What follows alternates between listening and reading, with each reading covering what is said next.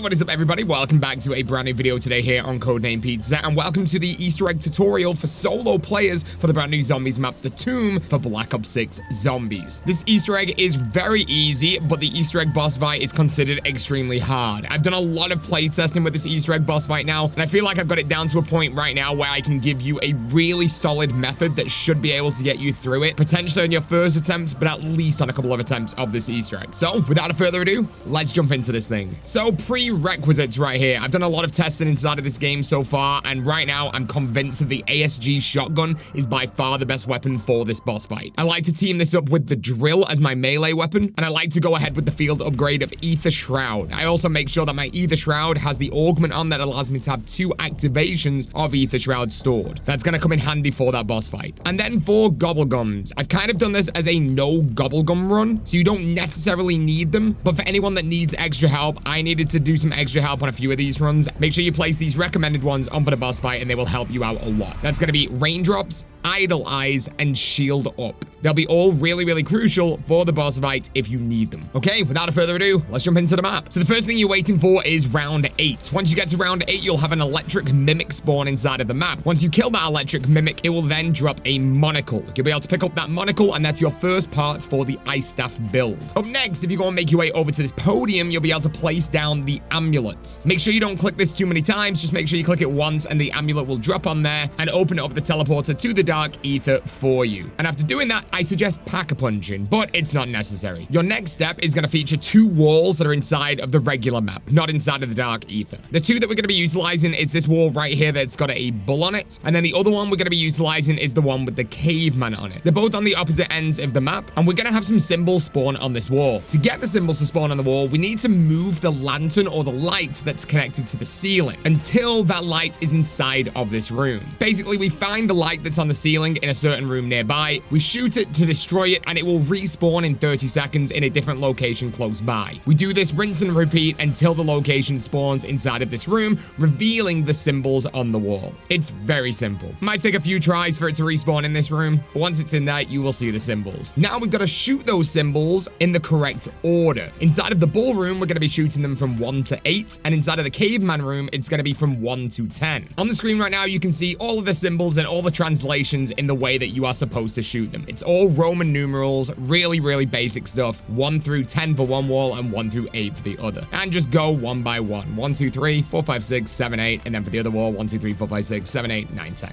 Very simple. So after you've shot the final symbol, a lockdown will begin. You're gonna have to kill all the zombies and just stay safe. Don't go down inside of this area. And after you've finished all the lockdowns inside of this area and killed all the zombies, you'll be rewarded with a max ammo and also a part for the staff. And once again, we have the exact same thing over in the other section of the map for the other wall. So 1 for the bull and 1 for the caveman painting. Super simple. So now we've got the monocle and also both parts to the ice staff from those pictures. We can now go and make our way inside of the dark ether. And we can go and place these parts that we just got in the dead center where we see this circle right here. It's now going to put us inside of somewhat of a lockdown. We're going to have lots of zombies come towards us, and their job is going to be trying to destroy our ice staff while it's trying to build itself. And our job is to stop them from doing that. So we need to kill the zombies as they are trying to get to the ice staff. Some of these zombies will go after us as well, so make sure you're careful about that. But as long as you protect the ice staff, eventually after around 60 seconds this lockdown will finish, then the ice staff will forge itself and you'll be able to pick it up. After we've now got the ice staff, we can go and make our way back to the normal section of the map. And we're going to be starting utilizing those crystals again that we use for the painting step. Our job is to now move these crystals again, but we want to move them so they are close to each other. Our job is now to shoot 3 crystals with the ice staff and freeze them with the ice staff with that shot as well within 10 seconds. So 3 of them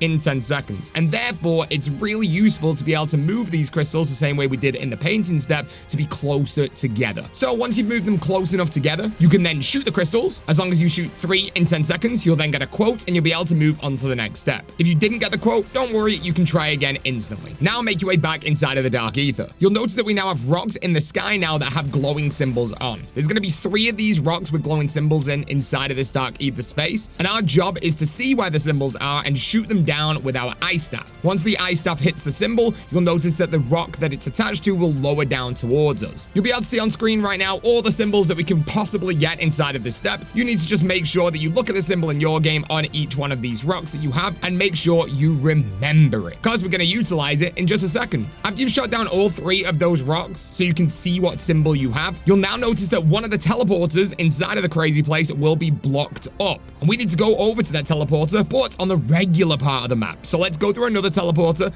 go and find where that one's located, and then when we get there, we will see all the symbols that we possibly could have on that teleporter door. And our job is just to shoot the symbols that we had on those rocks.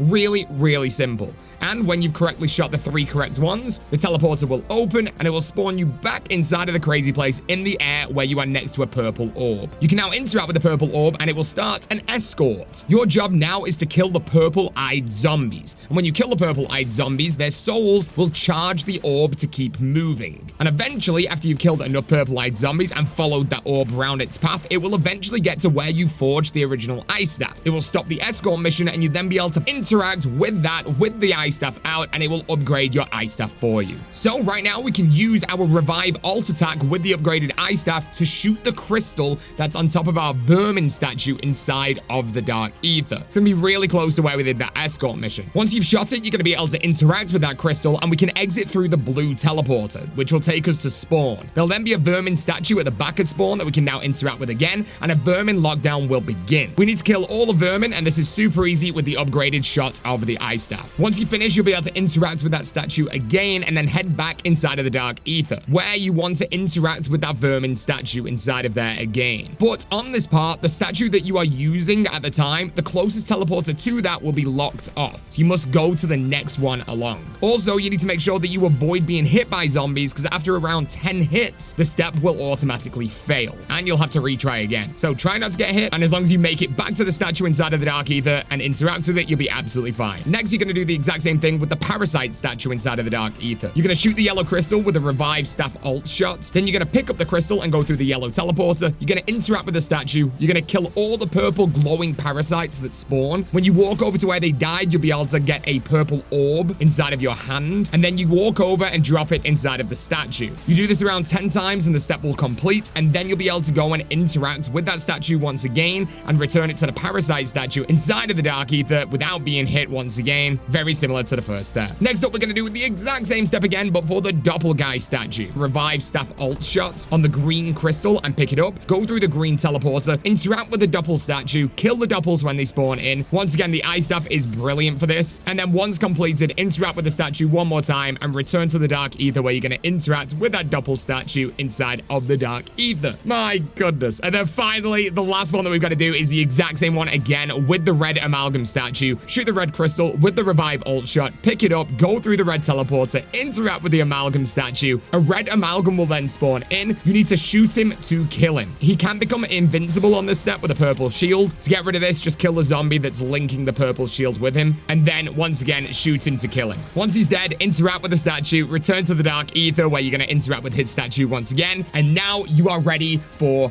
the boss fight. That's right, you've completed the Easter egg. But I think we should get a few things sorted before then. So we're going to make sure our ASG shotgun is 100% pack-a-punched up to tier 3. We're going to make sure our drill is pack-a-punched all the way up to tier 3. And we're going to make sure both of those weapons are legendary rarity. There is an Easter egg inside of the map that can help out with this by using your ice staff on the waterfalls inside of the dark ether area. After you've frozen both of them with the ice staff, you'll get a free ether tool to help upgrade your weapon to a legendary rarity if you're on the correct round. If you're on a lower round, it's going to be a lower rarity. So both the ASG and the drill, 100% pack-a-punched and legendary. And then after that, we're going to do one more thing. We're going to go and get you golden armor plates. I advise you guys to get dead wire on both your ASG shotgun and also your drill. By this point inside of the game, you should have a lot of salvage. We're going to go and buy ourselves a mutant injection. We're then going to go inside of the dark ether and we're going to melee with melee macchiato 2 boxes inside of there. There's going to be one near the jug machine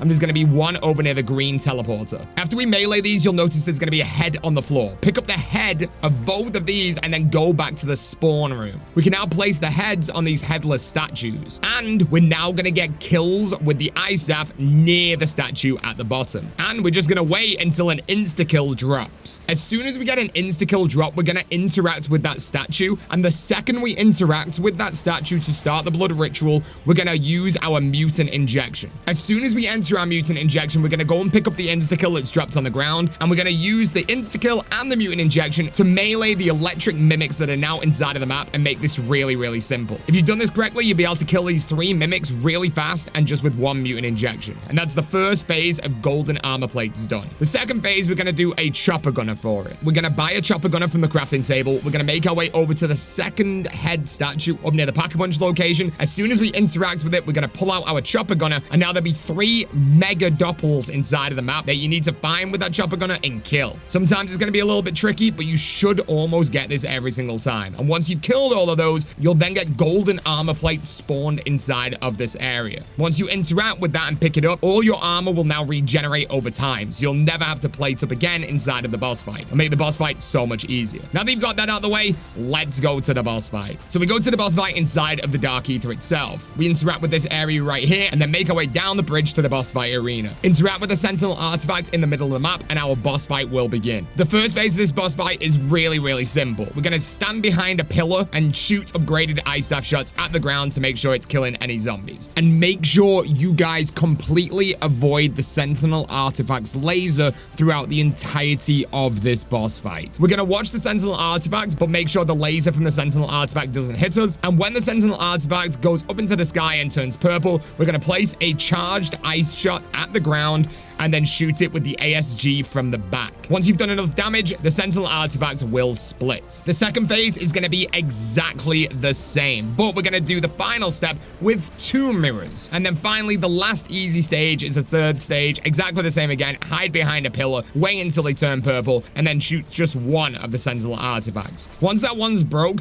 we're going to get a load of boss zombies spawned in. At this point, this is where you are going to take your absolute time. You are going to run around, but you are not going to let the boss fight get to you. You're going to go nice and slow. We're going to train around in a circle around the bottom of the map, dropping upgraded ice staff shots as we go, and keeping an eye out for the zombies that spawn with the orange Sentinel artifact attached to them. They're the ones that we need to kill, and once their health goes all the way down, the real Sentinel artifact will spawn where they died, and you need to do as much damage to that as possible so it will once again split the Sentinel artifact into 2 different ghost mirrors. But with this step, we need to keep running in a circle constantly due to the fact that we have blue Sentinel zombies spawned in. If they hit you, they can kill you instantly. It is very difficult. This is why I told you guys to place on Ether Shroud. Our job is to try and train up and do as much damage to the orange zombies as possible. When their health's low enough, you are going to activate Ether Shroud and melee that zombie with the drill to drop the Sentinel artifact and die quickly. And then while you're still in Ether Shroud, you're going to shoot the Sentinel artifact that it dropped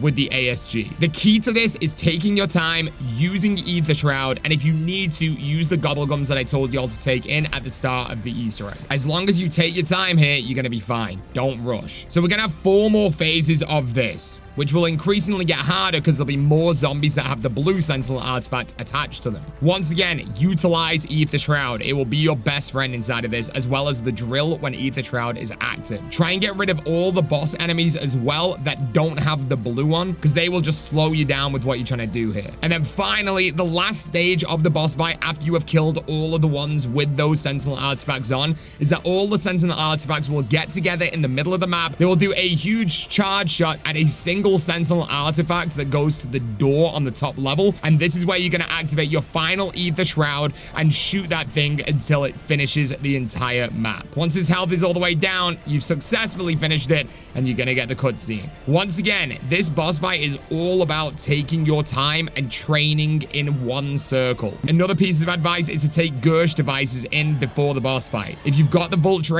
augment that's going to refill equipment, you'll constantly be given Gersh devices during this boss fight too. Hopefully that'll get you through the entirety of that boss fight and Easter egg. It is a very easy Easter egg quest, but an incredibly difficult boss fight. Once we get an even easier method, I will make sure I do another updated guide as well. But this is the method that I've managed to successfully beat this map twice with now, and I feel like this is by far the best one so far. But there you go. I appreciate you guys a lot. If you haven't done already, make sure you absolutely smash the like button on this video right now. Subscribe if you are brand new, and I'll see you guys in the next video or the next live stream. Thank you very much for watching, and peace out.